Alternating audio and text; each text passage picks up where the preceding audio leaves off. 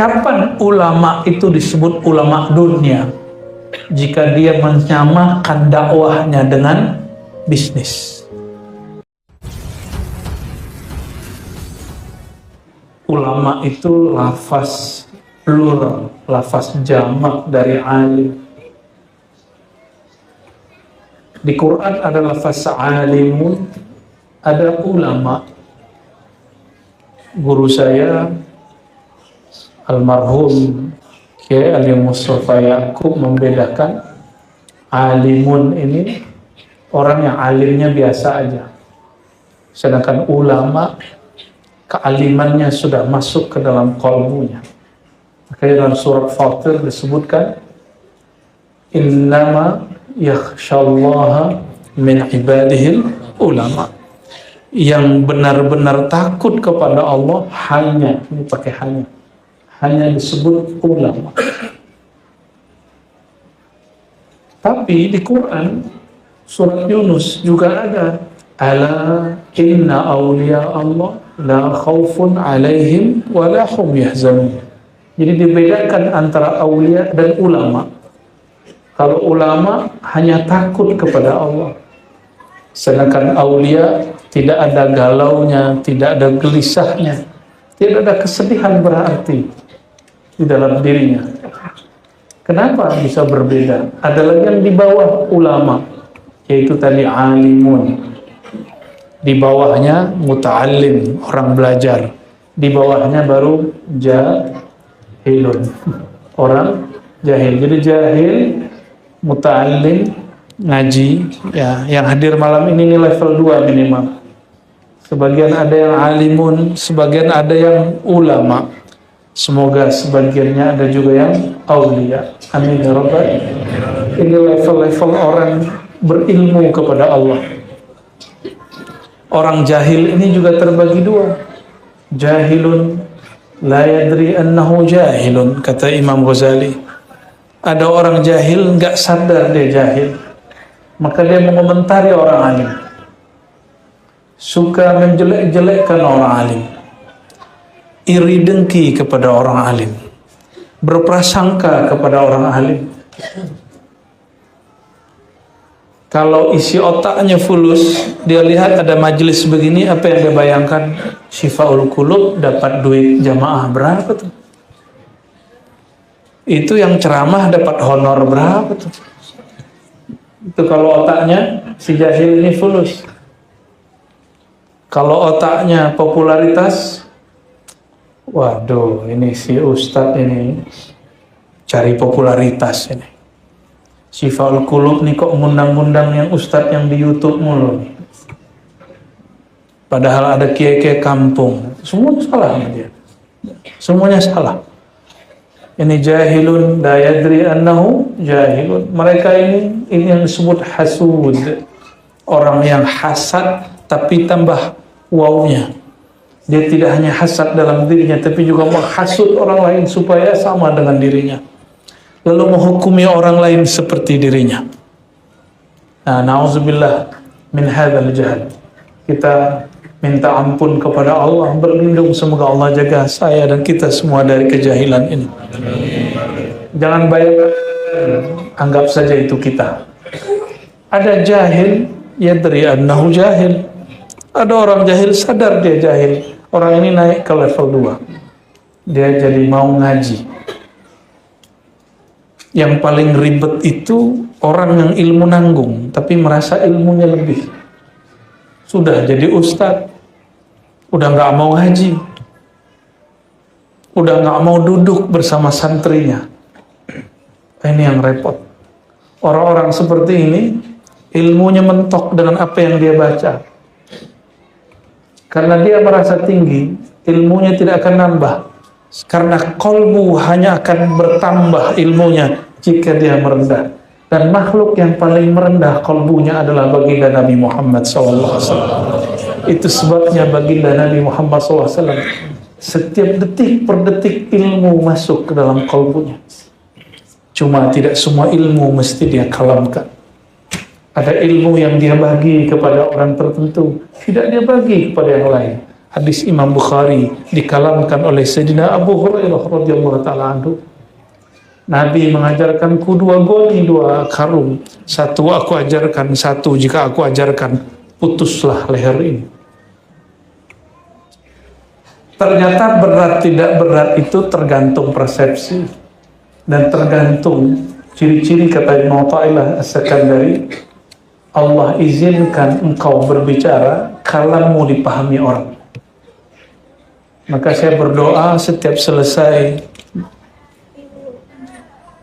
belum baca salam ya. Setelah baca salam, amma ba'du, doa saya, Allahumma akhrijna min zulumatil wahmi wal jahli. Ya Allah, keluarkan kami dari kejahilan, dari prasangka kepada ilmu pengetahuan dan ma'rifat. Itu doa. Saya tetap mencoba berusaha membahasakan semampunya dengan bahasa yang ringan. Tapi apalah daya kalau nanti tetap ada yang tidak paham. Ya, jangan salahkan saya. Salahkan mungkin hatinya belum siap menerima atau pikirannya belum terbuka untuk mencerna. Jamaah yang dicintai Allah Subhanahu wa taala, jika ulama itu adalah yang takut kepada Allah, orang takut, segan, hormat itu karena dia kenal. Kita kalau nggak kenal seseorang, kita nggak takzim kepadanya. Benar nggak? Orang kalau nggak kenal sama Kiai Luqman, orang nggak takzim ke beliau. Apalagi kalau beliau lagi pakai celana sama baju batik, terus buka kopiah, nggak ketahuan kalau beliau seorang kiai, nyamar. Maka orang tidak takzim kepada beliau. Kalau ketemu jalan, mas, gituin, tunjuk kiri, mas. Sini mas. Mas, minggir mas. Orang nggak tahu beliau ini Kiai Syifaul Qulub. Ini contoh. Tapi kalau saya begituin orang, saya senang. Berarti dia nggak tahu kalau kita muallim, kita guru. Tapi kalau tahu, rempong Pak. Ya. Mau makannya nggak jadi makan. Hari ini yang paling penting tuh foto, ya. Apa aja foto, padahal foto nggak bisa dibawa ke akhirat. Ya, antum bawa ke akhirat, pandang guru, cintai dia, simpan di kolbu. Itu nanti dibawa mati. Bapak Ibu yang bukan Allah, ulama disebut ulama karena dia berilmu mengenal Allah. Itu sebabnya dia paling takut kepada Allah. Walam yakhsha boleh diartikan orang yang paling hati-hati terhadap Allah. Maka ulama itu menyaksikan jalalullah. Apa arti jalal? Keagungan, ketegasan. Allah Subhanahu wa taala itu punya ketegasan, itu jalal namanya.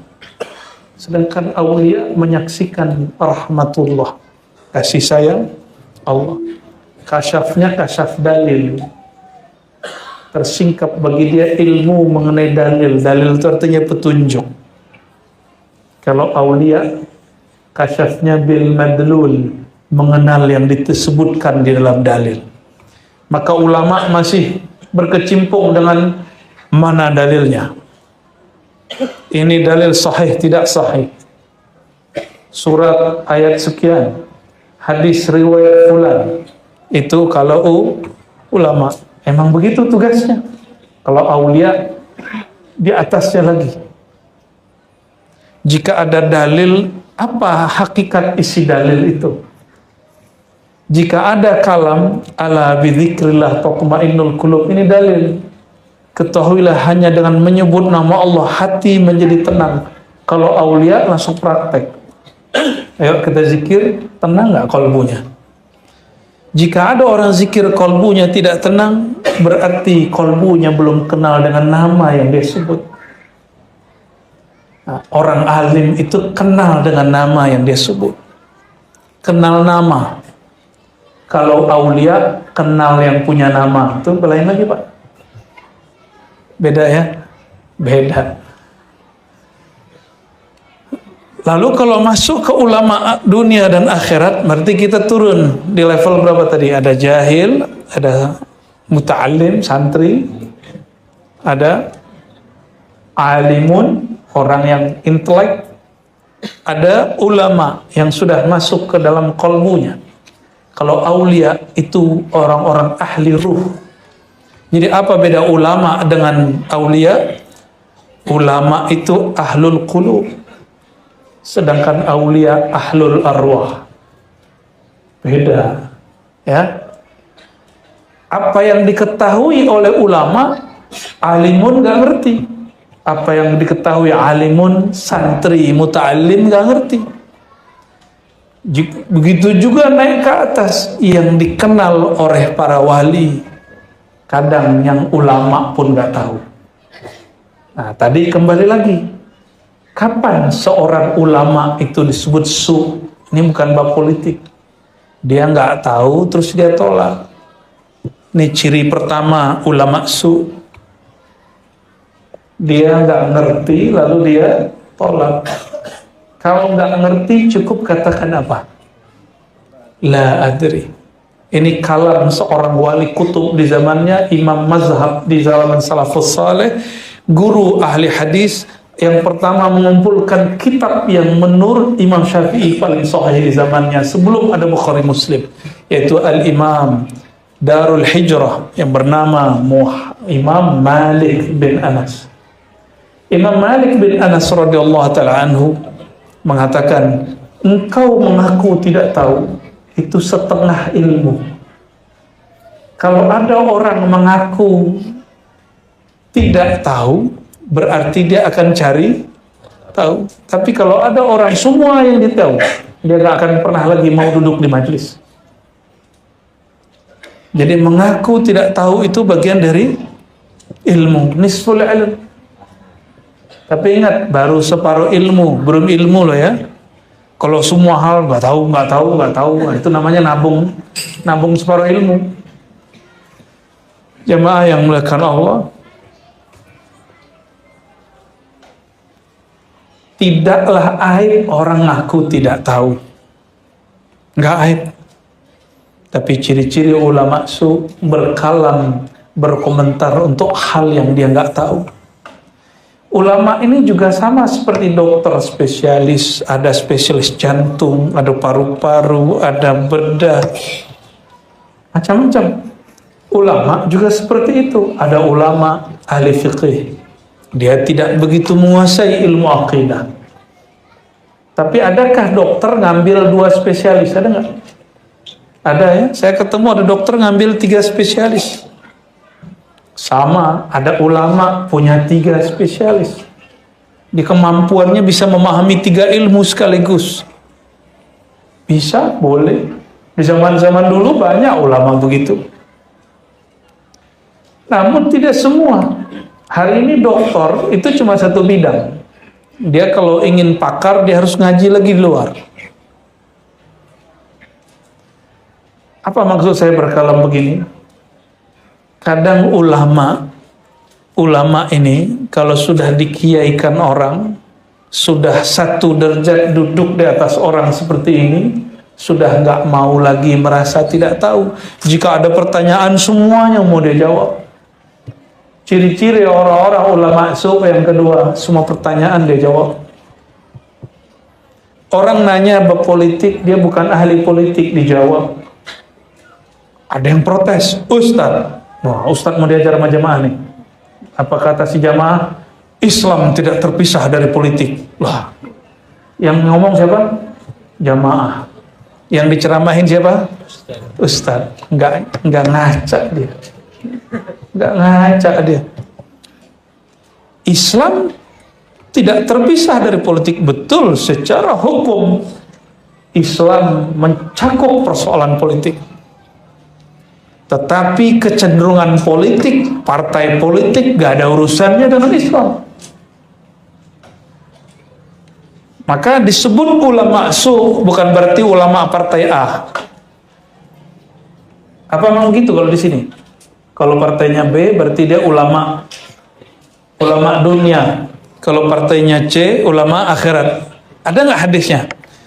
Misalnya Nabi bersabda, man kana hizbuhu hizba bla bla bla bla bla.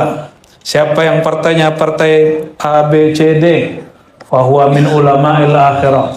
Dia ulama akhirat. Ada nggak hadisnya, Kiai? Nggak ada. Tapi gorengan ini berhasil beberapa tahun yang lalu. Mau diulang lagi? Kawan dengan kawan, ustadz dengan ustadz, jamaah kurang ajar sama kiai, itu terjadi beberapa tahun lalu. Kawan kita habis ceramah, mau ke motornya, ke mobilnya, dikelilingi oleh jamaah yang tidak senang dengan kalamnya, cuma kena beda partai. Karena si ustadz nggak mau cenderung kepada A dan B. Gorengannya dahsyat. Jadi istilah ulama dunia akhirat pun sudah dipolitisasi. Yang punya istilah ini dulu namanya Imam Abu Talib Al-Makki dalam kitab Qutul Qulub. Lalu disempurnakan, dilengkapi oleh Imam Abu Hamid Al-Ghazali dalam Ihya Ulumuddin jilid 1. Gak ada urusannya dengan politik. Saya cek, baca berulang kali, gak ada. Gak ada sama sekali. Maka ulama dunia atau ulama akhirat itu bisa saja dia di partai A, bisa saja di partai B, bisa dia anti partai A, bisa dia anti partai B, bisa dia pro kepada penguasa, bisa dia anti penguasa. Ternyata ulama dunia itu sederhana. Di kolbunya ada dunia. Dunia itu dua, materi, imateri. Nih pelan-pelan. Dunia ada dua masalahnya, materi fulus. Kekuasaan materi nggak? Bukan, imateri. Popularitas, pengikut. Kita berpikir ulama akhirat itu mestinya nggak pro kepada fulan, harus anti fulan. Itu kan menurut antum. Tapi Ghazali nggak ngomong begitu. Usyairi nggak ngomong begitu. Ulama-ulama terdahulu tuh ngomong begitu. Bisa jadi orang yang anti penguasa supaya kekuasaan popularitasnya, hati-hati. Ada kekuasaan popularitas, sultatus syuhrah, pengaruhnya supaya stabil di jamaahnya, maka dia kemudian anti kepada siapa kek, partai apa kek. Itu juga bagian dari ulama ulama dunia, karena dia sedang mempertahankan popularitasnya di jamaahnya. Ini sudah keluar dari konteks-konteks yang ada, ya. Jadi dunia isinya apa? Dua aja, materi, imateri. Kalau materi, fulus. Kalau imateri, kekuasaan, popularitas, pengikut.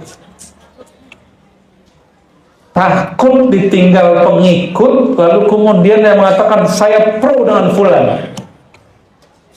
Itu kita ngobrol. Banyak kiai saya tanya, kenapa begitu kiai? Khawatir nanti jamaahnya bubar. Loh, kiai takut sama jamaah toh, dalam hati saya. Kok kiai takut sama jamaah? Kalau kiai takut sama jamaah, terus jamaah harus sungkan sama siapa? Kalau kiainya sudah hubbud dunia, terus jamaahnya nanti hubbu siapa? Siapa lagi yang mengajarkan mereka bahwa ilmu itu kalau pahit juga nggak ada masalah kita sampaikan. Ilmu itu kadang harus pahit. Kalau kolbu berpenyakit, syifaul qulub. Sejak kapan obat itu manis? Sejak kita waktu kecil dulu, kalau sakit dikasih obat manis ya. Tapi obat yang asli manis apa pahit? Pahit. Maka nikmati pahitnya kalam ulama, meskipun sakit di sini, terasa goncang dalam hati. Nikmati itu. Itu akan menyehatkan kolbu. Maka sebelum masuk ke kitab, nanti saya ambil dari kitab Hikam nomor 35 kalau di kitab saya, tentang ulama dunia dan ulama akhirat. Bahwa ulama dunia dan akhirat bisa saja dia pro fulan, anti fulan. Bisa jadi di kalangan Pemimpin A, ada ulama dunia, ada ulama akhirat. Bisa jadi di kalangan yang anti pemimpin A, ada ulama dunia, ada ulama akhirat. Hati-hati dengan pakaian-pakaian ini, ya. Kita masuk ke kitabnya. Di nomor 35 ada kalimat aslu kulli maksiatin wa ghaflatin wa syahwatin ar-ridha 'anil nafs. Imam Athaillah Sekandari qaddasallahu sirrahu mengatakan, pokok semua maksiat, kelalaian dan syahwat adalah engkau meridai kehendak nafsu. Wa aslu kulli ta'atin wa yaqzatin wa 'iffatin 'adamur ridha min kanha. Sebaliknya, asalnya taat, asalnya kesadaran, asalnya kehormatan diri itu ada ketika engkau tidak meridhoi keinginan nafsu. Ini basic ulama dunia dan akhirat. Apa kalam yang berkaitan? Kalimat setelahnya. Wali an tashaba jahilan la yarda an nafsihi khairul laka min an tashaba aliman yarda an nafsihi. Engkau berguru, berkawan, berkelompok dengan orang yang menurutmu dia jahil, menurut orang dia jahil, tapi dia tidak meridhoi hawa nafsunya. Itu lebih baik daripada engkau bergaul dengan orang yang dianggap alim, intelek, kiai, habib, anggapan orang nih, tapi dia mengikuti hawa nafsunya. Nafsu pengennya dunia. Apa isi dunia tadi? Materi, imateri. Kalau orang kerja, awalnya ingin gaji, tapi kalau sudah masuk kerja, ada yang sifatnya imateri, yaitu posisi. Kita udah kerja, tahu-tahu kita tidak dipromosikan, kita nggak naik-naik, tidak dipindahkan ke tempat yang lebih tinggi menurut nafsu. Itu tersiksa juga.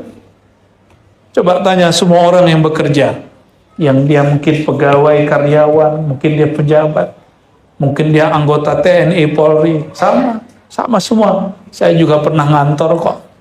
Saya juga pernah masuk ke dunia seperti itu. Tersiksa. Kawan diajak rapat, kita nggak diajak rapat. Tersiksa itu. Kita yang buat proposalnya, kawan kita yang dapat nama. Itu tersiksa itu. Sering ada yang begitu nggak? Ada. Yang ngomong itu pengalaman semua itu Pak Haji. Berarti mah harus diobati kolmunya ini Kiai.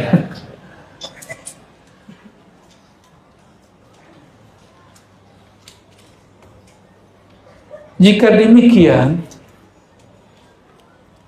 maka kita ini nggak pernah akan selesai dengan masalah dunia. Ini ulama, ini ustadz, yang dianggap ustadz, yang dianggap ulama. Imam Ghazali cerita tentang afatul ilm, gimana kelemahannya orang ngambil ilmu tapi tidak dengan caranya. Ini contoh, kita kalau jualan lontong, tahu-tahu di samping kita juga jualan, besok jualan lontong, kesel nggak? Oh, saingan nih gitu. Ya. Kita jualan apa depan, besok dia jualan itu juga. Kapan ulama itu disebut ulama dunia? Jika dia menyamakan dakwahnya dengan bisnis.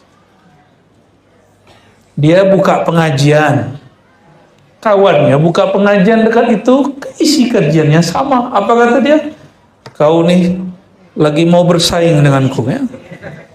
Kebetulan jamaah dia ikut juga pengajian si fulan. Apa kata dia? Kau nih ngambil jamaah saya. Loh, emang jamaah bisa diakuisisi ya? Emang ada ketua anggota jamaah? Kalau organisasi ada ketua anggota. Tapi kalau jamaah emang ada ketua anggotanya? Nggak ada. Suka-suka jamaah mau ngaji ke siapa? Nih ciri-ciri ulama menjadikan dakwah sebagai bisnis. Kalau bisnis ngejar targetnya, apalagi kalau pola hidup sudah gaya-gaya ngartis. Ya. Ulama itu pola yang dia ikuti bukan ala artis. Dia boleh ikut nabi yang kaya kayak Nabi Sulaiman. Nabi Muhammad juga kaya. Ya, Nabi Muhammad kaya. Allahumma sholli wa sallim barik alaihi. Gak mungkin orang miskin istrinya 13. Ya, yang antum yang aku kaya di istri masih 1. Nabi istrinya 13. Kemudian dicerai 2, sisa 11. Masing-masing dapat khodam, pembantu. Masing-masing dapat kendaraan dan rumah. Kaya apa miskin? Kaya. Maka Imam Subki marahnya bukan main kepada orang yang mengatakan Nabi itu miskin. Itu suul adab kepada Rasulullah SAW. Salah faham baca hadis Nabi. Kita, cara hidup kita ngikutin pola para nabi. Ada nabi yang kaya, tapi nggak sampai di kolbunya. Nabi Sulaiman sangat kaya. Apa kata dia? Ini adalah bala bagiku, ibtila, ujian bagiku. Ashkur am akfur. Jadi ternyata ujian itu tidak hanya musibah buruk, tapi ujian itu juga diberinya dunia. Nabiullah Sulaiman menganggap diberi dunia itu musibah. Kalau kita enggak ya, menganggapnya apa? Berkah. Belum tentu berkah. Ya. Ciri-ciri berkah, tambah pemberian, tambah taat. Ciri-ciri nikmah pakai qaf, bukan nikmat. Bertambah pemberian, bertambah lupa kepada Allah. Imam Nu'tailah menyebutnya istidraj. Nah, kajian ini sudah banyak.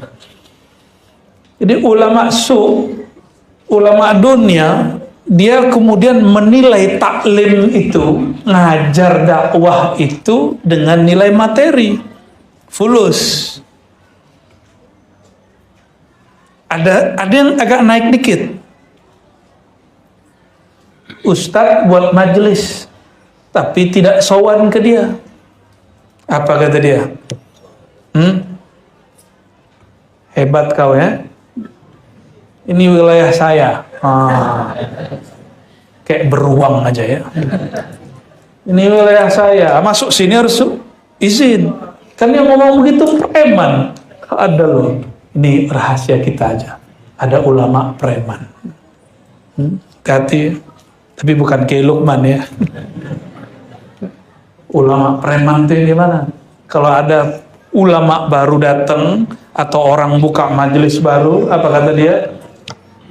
Ente buka majelis tanpa izin. Saya si penguasa sahibul wilayah. Ya salam. Coba dia berkaca ke Imam Ghazali. Imam Ghazali dulu mengalami hal itu.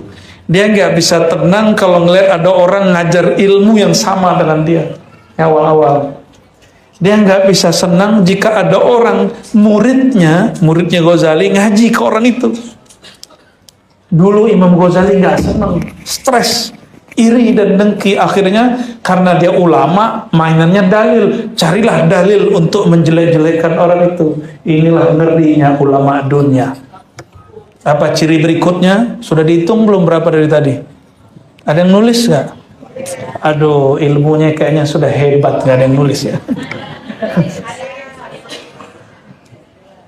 Kena marah mulu ya. Ulama dunia menggunakan dalil-dalil suci untuk kepentingan apa? Pengaruhnya, untuk kepentingan hubbud dunianya, popularitasnya, untuk menyerang orang yang beda faham dengan dia. Kita boleh mengkritisi, tapi nggak boleh kemudian menyerang. Itu lo beda. Mengkritik itu beda lagi dengan menasihati. Beda nggak?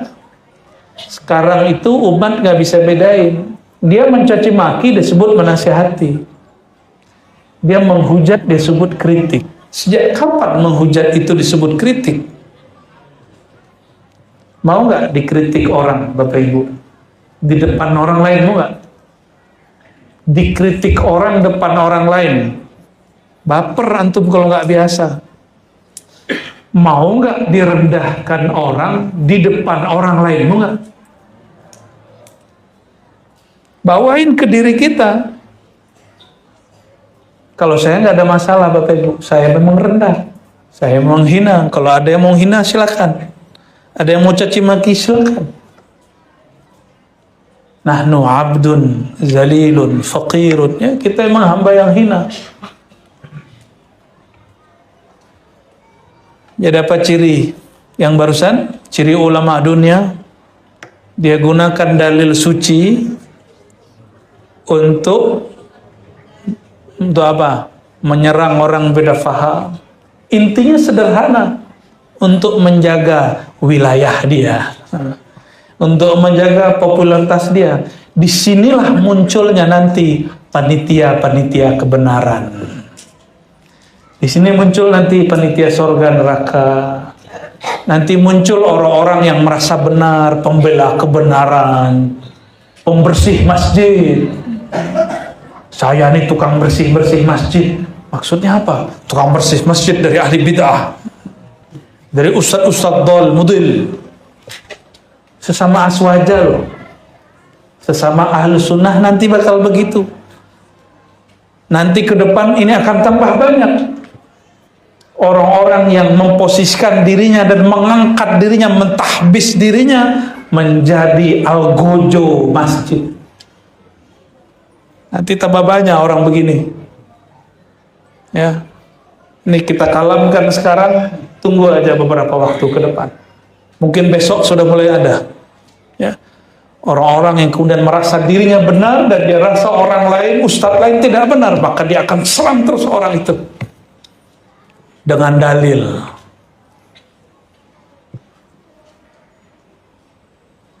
Udah mulai muncul, ya. Serius banget nih. Judulnya sih salah siapa, judul beginian. Judulnya agak ngeri soalnya. Saya belum pantas disebut ulama akhirat, tapi juga tidak mau disebut ulama dunia. Ya.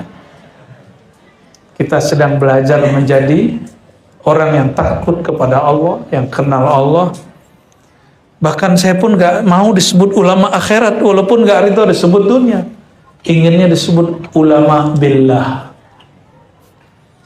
Karena kalau ulama akhirat masih cari pahala, masih bahas surga, masih bertransaksi untuk alam akhirat. Sedangkan zuhud itu ada dua. Ada zuhud dari dunia, ada yang kedua, az-zuhdu anid dunya wal akhirah. Zuhud dari dua alam, alam dunia dan akhirat. Itulah az-zuhdu al-haqiqi, zuhud hakiki yang disebut oleh Nabi Muhammad SAW. Izhad fid dunya yuhibbuka Allah. Zuhudlah kamu dari dunia, Allah jatuh cinta kepadamu. Jadi nggak usah kemudian bertanya, Allah ridho nggak kepadaku? Tanya saja, kita ridhokah kepada ketentuan Allah? Allah cintakah kepadaku? Sederhana saja, apakah kolbumu sudah mentalak dunia? Tubuh ini dia berkait dengan dunia, dia tidak boleh mentalak dunia, tapi kolbu tidak boleh sedikit pun bersentuhan dunia, apalagi kawin dengan dunia. Dia mesti talak 3, kolbu. Sungguh malang, sudahlah hidup susah, hati penuh dunia. Sungguh beruntung orang yang kolbunya jauh dari dunia, tapi lahir batinnya dipenuhi fasilitas dunia. Dunia makhluk atau bukan? Kalau makhluk, dia patuhnya sama siapa? Penciptanya. Maka jalan satu-satunya, penuhi kolbumu dengan nama pencipta dunia. disitulah engkau menjadi raja dunia akhirat. Insya Allah. Jadi kalau saya berdoa, ya Allah, aku tidak pantas jadi ulama akhirat, tapi juga enggak ridho ya Allah disebut ulama dunia. Jika engkau berkenan ya Allah, jadikan aku ulama billah. Amin ya rabbal alamin. Semua yang hadir semoga menjadi Abdullah, hamba. Ulama billah itulah Abdullah, hamba hakiki kepada Allah Subhanahu wa taala. Gimana ngantuk? Kata Imam Nu'taillah, masih disebut alimkah orang alim jika dia mengikuti nafsunya? Nafsu orang awam ini dibagi dua. Ada nafsu hewan ternak, ada nafsu hewan buas. Nafsu hewan ternak di mana ada fulus dan makanan, dia tunduk ke situ. Maka kalau ingin mengumpulkan abna'ud dunya, orang-orang yang cinta dunia, kumpulkan saja orang dengan iming-iming fulus. Selesai.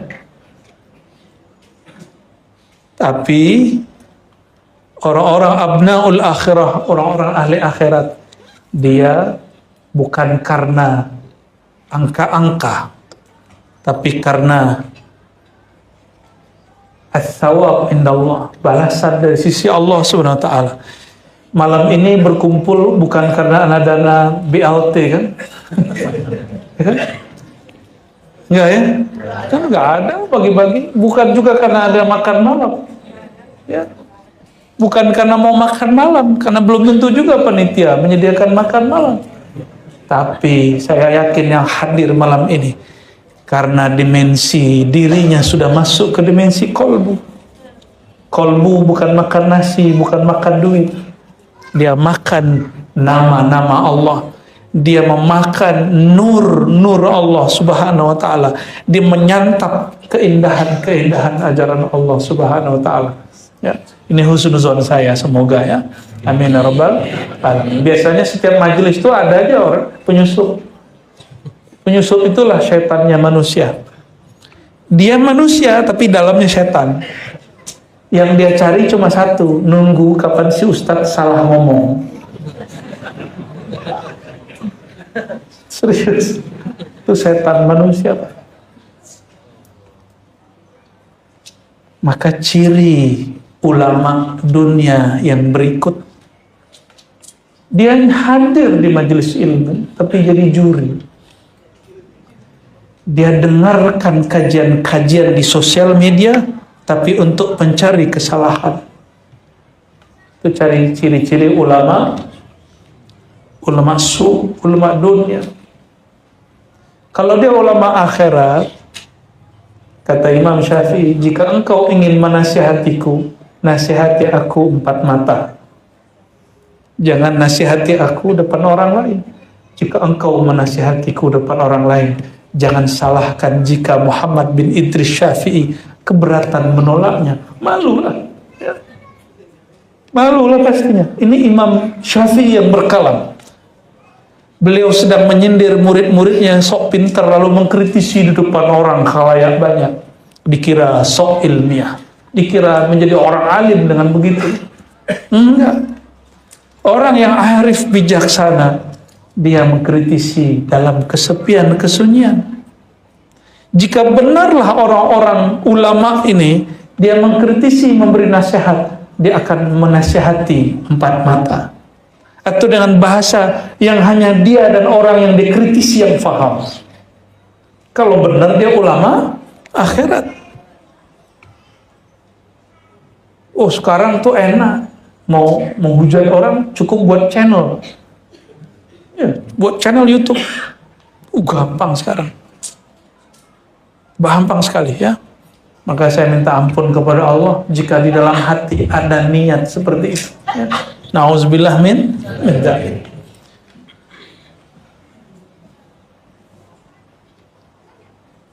Udah 9:30 nih. Udah, saya pun udah lihat-lihat jam, jamaah pun udah lihat jam nih ya. Besok kerja kan ya? Kerja ya.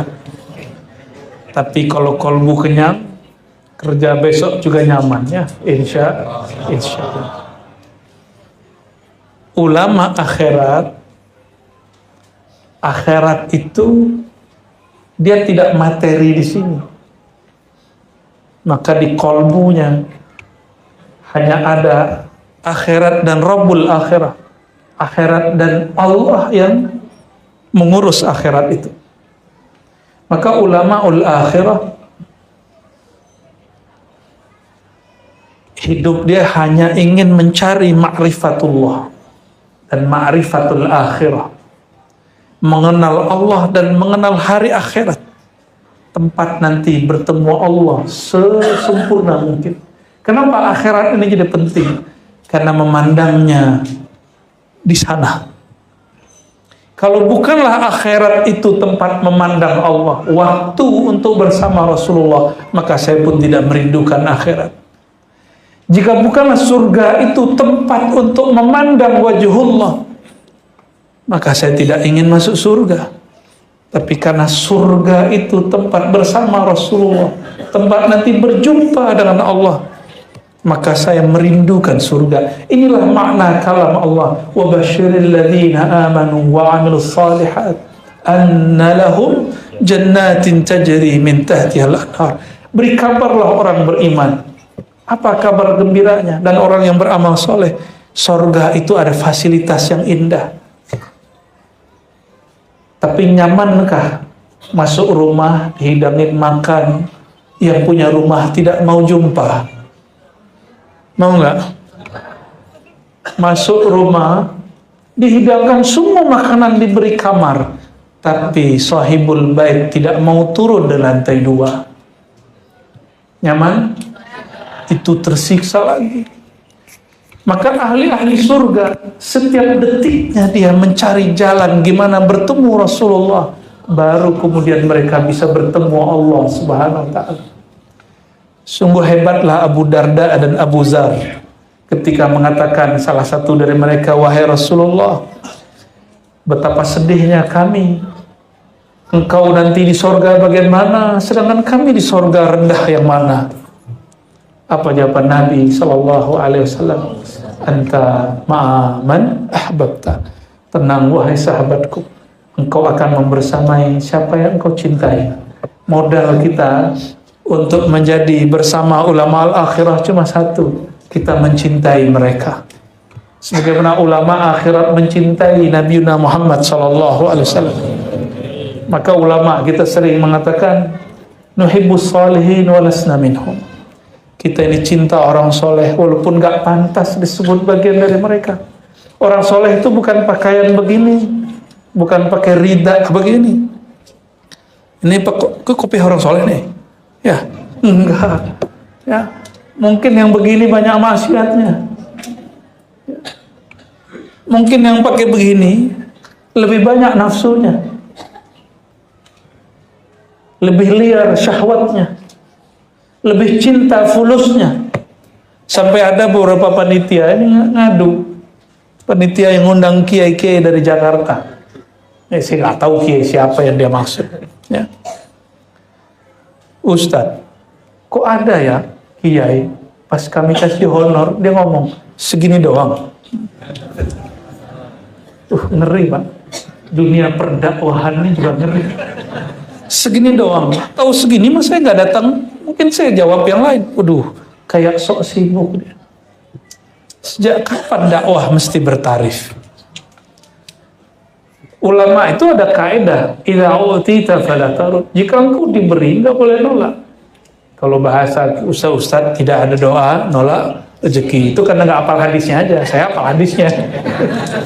Idza utita fala tarud. Kalau engkau diberi, enggak boleh nolak. Tuh, lebih soleh begitu bacanya. Iya, cuma kalau nggak hafal hadis gimana ngomongnya? Nggak ada doa, nolak rezeki. Kalau mengikuti spirit surat Yasin, ittabi'u malla, gimana ayatnya yang hafal surat Yasin? Ittabi'u Man la yas'alukum ajra. Ikutilah orang yang tidak bertarif. Maka salah satu ciri ulama akhirat, dakwahnya tidak bertarif. Kenapa tidak bertarif? Mau antum tarifkan berapa nama Allah yang diajarkan guru? Ada nama Allah bisa ditimbang dengan duit? Nggak ada. Kitab hikam bisa dibeli, pemahaman hikam nggak bisa dibeli.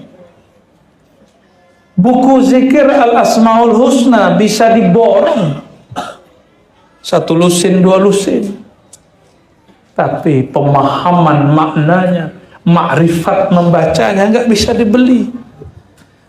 Maka orang yang mentarifkan dakwahnya, dia sedang menghina Allah dan Rasulnya, nggak merendahkan ilmu Allah. Itu nggak pantas. Kecuali, ini ada kecuali, dulu ada gurunya Imam Nasai membolehkan bacain sekian hadis, tarifnya sekian. Jadi dulu Imam Nasai itu kalau datang ke Syekh Fulan, dia harus nyediain dinar dirham dulu. Karena syekhnya mengatakan, saya udah gak sempat kerja gara-gara kalian, anak saya banyak, istri saya banyak. Kata si kiai, ya, maka tolong bantu saya. Ya. Nih kotak masukin. Maka setiap yang masuk, masukin sesuatu ke dalam kotak, baru duduk dalam majelis. Imam Nasai mengambil ilmu dari beliau. Seingat saya namanya Imam Yahya. Ya. Ada Ya'qub bin Yahya, apa Yahya bin Ya'qub, sudah lama kita nggak baca. Ini imam yang membolehkannya. Tapi beliau bukan sedang mentarifkan hadis, ingat. Dia cuma minta tolong. Tapi ini nggak jadi modus nanti nih. Saya nggak narif. Taruh alasannya gitu lagi ya. Nggak juga ya. Jamaah yang dicintai Allah Subhanahu Wa Taala. Bagaimana mungkin mau membayar nama Allah jika nama Allah itu ditimbang dengan langit dan bumi runtuh, kalah.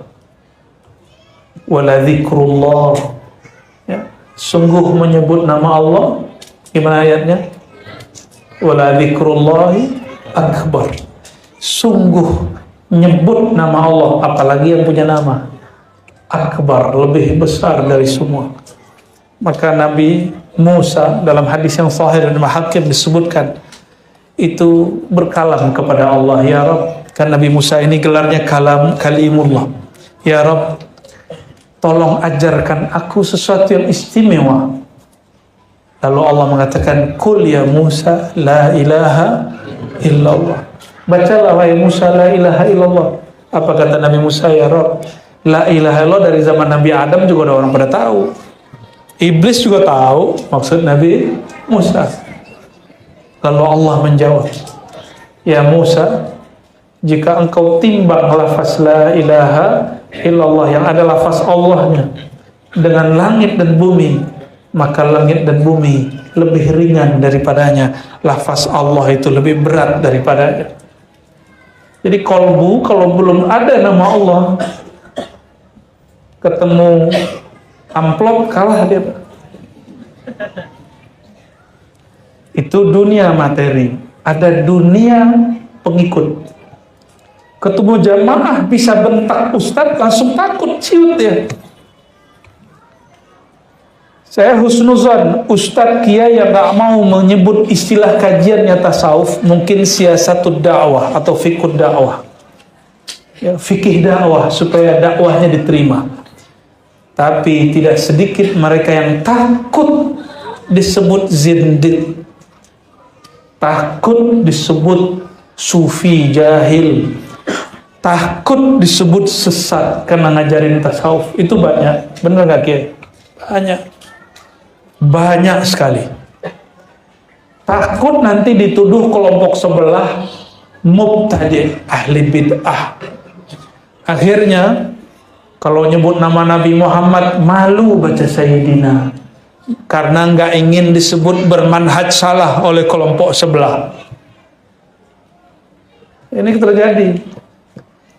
ternyata itu bagian dari riya yang bukan khafi tapi akhfa. Jadi riya itu ada 3, jali, khafi, akhfa. Riya yang syirik yang jelas kita sudah tahu, ada syirik yang khafi. Itu riya, ingin dipuji, ingin disebut orang alim, orang soleh, ingin disebut donatur hebat, melihara jenggot biar disebut pemelihara sunnah. Celana jingkrang silakan, tapi bukan karena ingin disebut bermanhaj ABCD. Ya, bawa tasbih supaya disebut ahli zikir. Tapi ada yang naruh tasbihnya, yang motong jenggotnya karena takut disebut soleh. Ada juga.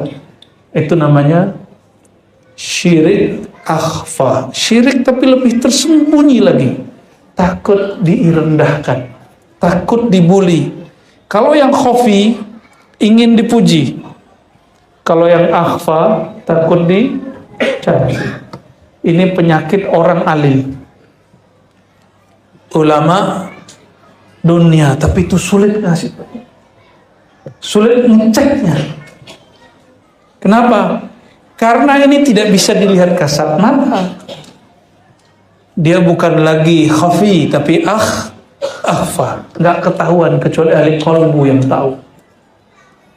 Bapak Ibu jamaah yang makan Allah, masih banyak sebenarnya, tapi bisa disimpulkan sederhana. Ulama dunia, ulama yang mengikuti nafsunya, nafsu kiblatnya ke dunia. Ulama akhirat, ulama yang mengikuti qalbunya, qalbu kiblatnya Allah. Itu gampangnya, ya. Barangkali itu yang saya sampaikan, semoga bermanfaat.